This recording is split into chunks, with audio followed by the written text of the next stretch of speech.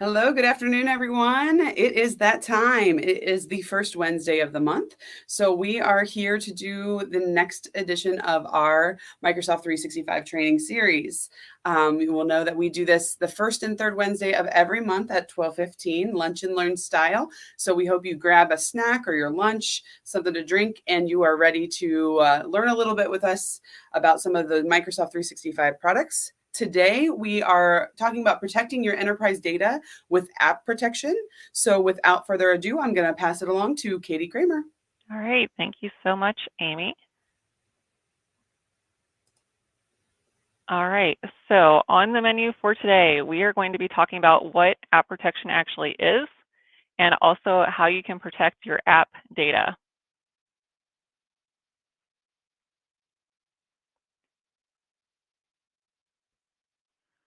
So let's kick off with what app protection actually is. So basically, it is the practice of using security software, hardware, techniques, best practices, and procedures to protect your computer applications from external security threats. So we're going to take a look at this from the Microsoft side without getting in too deep. So I just want to make you aware of the different layers and options that you have that can help keep our data protected and some what I would call just basic security tips at the end.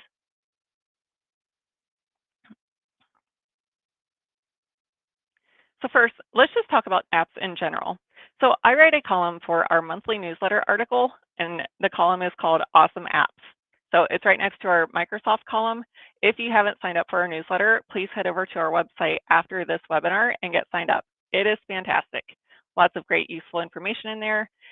So anyway, when you are installing apps, slow down and read the fine print, and you will notice that you're giving them access to what to on your device.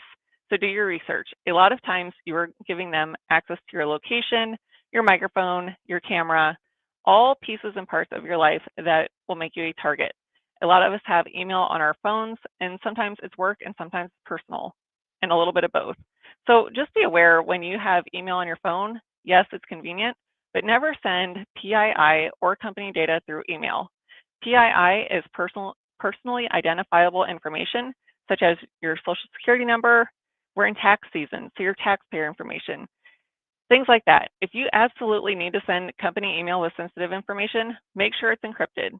Again, let's get away from sending information that can put your company at risk through email that now lives on your phone.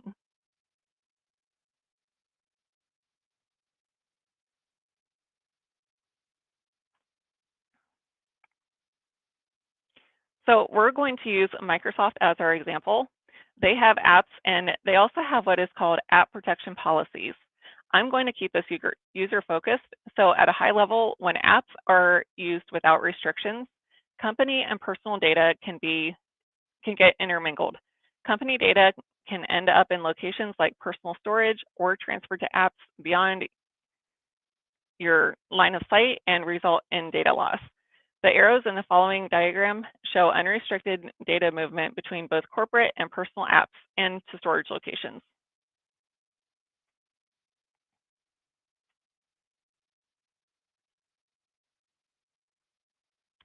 App protection policies, or APP, seems fitting, doesn't it? So you can use app protection policies to prevent company data from saving to the local storage of the device, which if you take a look at the image, you can also restrict data movement to other apps that aren't protected by app protection policies. So app protection policy settings include data relocation policies like save copies of organizational data and restrict, cut, copy, and paste. Access policy settings like require simple PIN for access and block manage apps from running on jailbroken or rooted devices.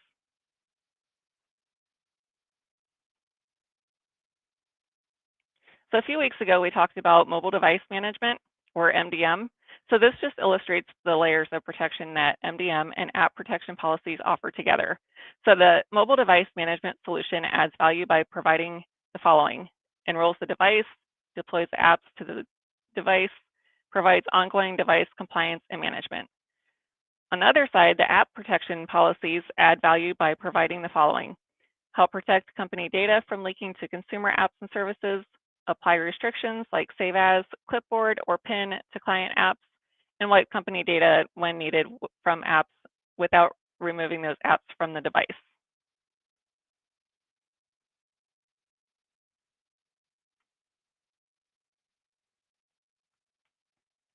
So for bring your own devices not enrolled in mobile device management, app protection policies can help protect company data at the app level. However, there are some limitations to be aware of, such as you can't deploy apps to the device. The end user has to get the apps from the store. You can't provision certificate profiles on these devices, and you can't provision company Wi-Fi and VPN settings on these devices. Amy, are there any questions so far? We have just a couple more things to go over. Yeah, nothing so far, but I do like that APP, the app protection policy. I will remember that now. I don't know why. We have so many like the little, there's like, oh, the abbreviations for this and that and everything else. But that one, it'll be an easy one to remember. That one makes sense. Yeah. Perfect. And yes, just a reminder too, if anyone has questions, feel free to throw those in the chat and we'll make sure we get those answered. Sounds good. So 4 things that you can do to protect the data on your phone. So the first one is to lock your phone. So set your phone to lock when you're not using it and create a PIN or passcode to unlock it. Use at least a 6-digit passcode. You may also be able to unlock your phone with your fingerprint, your retina, or your face. The second tip is to update your software. So enable auto updates for your operating system. These updates often include critical patches and protections against security threats. Make sure your apps are also updated. The third one is to back up your data, and I cannot say this enough how important this one is.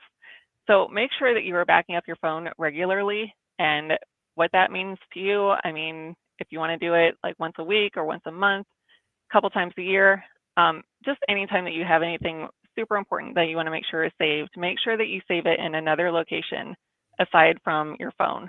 So that way, if you lose your phone, you'll still have access to your personal information. And the fourth tip is get help finding a lost phone.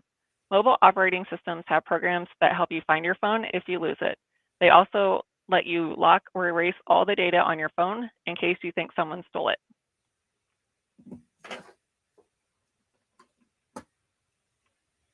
I think that one's huge, Katie, for people to understand that one, if you lose your phone, that they can do some damage really quickly, but you can help eliminate that by reporting it right away.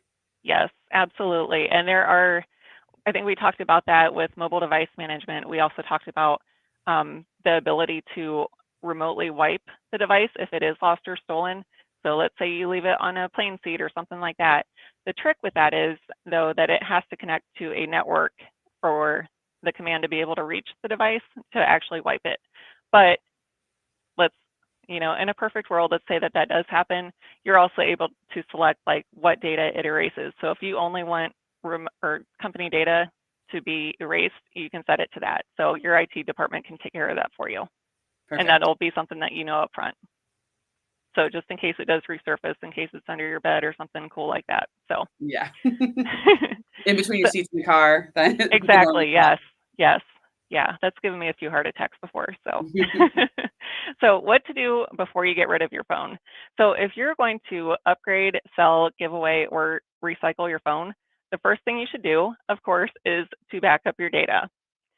The second is, so if your card has a SIM card, and I think this gets a little more interesting now because I don't know how accessible the SIM card is anymore, but make sure that you store your personal information. Make sure that you are removing the SIM card. If you're going to keep the same phone number, you may be able to transfer your SIM card to your new phone. If you're not going to reuse the SIM card, make sure you destroy it. If your phone has an SD memory card for storage, make sure you remove that as well. Also, remove the information from your phone by resetting it. So make sure you erase everything, things like your contacts, your text messages, photos, videos, and your search and browsing history. And the fourth tip is to confirm that your account or your Wi-Fi passwords aren't still stored on the phone. So check that your phone isn't paired with other devices, like let's say a watch or a vehicle. if you are using two-step verification or multi-factor authentication to log into any accounts, make sure that you remove your phone from the list of trusted devices. If you're not keeping your phone number, change the number on file with any accounts or services that may be using it to identify you. So just a couple tips, and if you guys have any questions about where to go, what any of that stuff means, feel free to give us a call too, and we can help walk you through where to look, because of course it changes all the time, just like everything else. So it may have moved. Sorry, Amy, you're muted.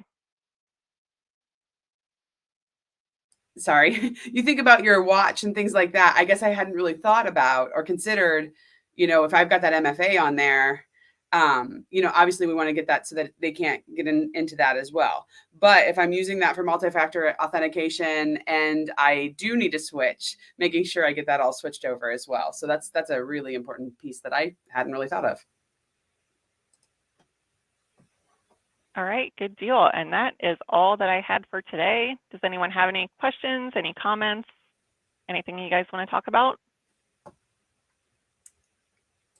Doesn't look like we have too many questions or comments there. I think that last slide got cut off a little bit there. When I put it over, I think it made the font too big there, but I will add that up there as well in a banner. So if you ever miss one of these, or if you have questions, anything like that, we have on our website, if you go to tomtechtoday.com /past webinars, that will bring you to all of the old webinars we've done, either through the training series or through Lisa's executive series. So that will be on there as well. Mm-hmm. If you want to sign up for future webinars, you can go to this one that's just called tomtechtoday.com /training webinars. So either of those options will take you to our website. We'll get you on there and get you the information you need so you can sign up for reminders for future reference, but also you can contact us. You can reach out if you have questions or you're not sure about something. We actually have an idea form on this training webinars page as well, where it allows you to submit your own ideas. So if you have something you'd like us to cover, you have a topic you want us to cover, we can gladly do so. And we will do that on a future presentation. So feel free again to go to this training webinars page. You'll be able to contact us. You'll be able to give us information that you want covered, and we will try to get that in our schedule. Right now, we do these sessions, like I said, quick 15 to 30 minutes max-ish sessions twice a month, the first and third Wednesday of each month.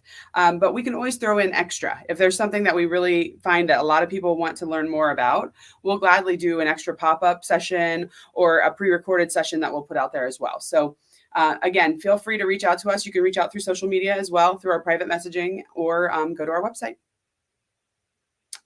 All right, Katie, I think we are good to go. Awesome. All right. All right. Thank you so much, everyone. Have a great afternoon, everybody. See you guys.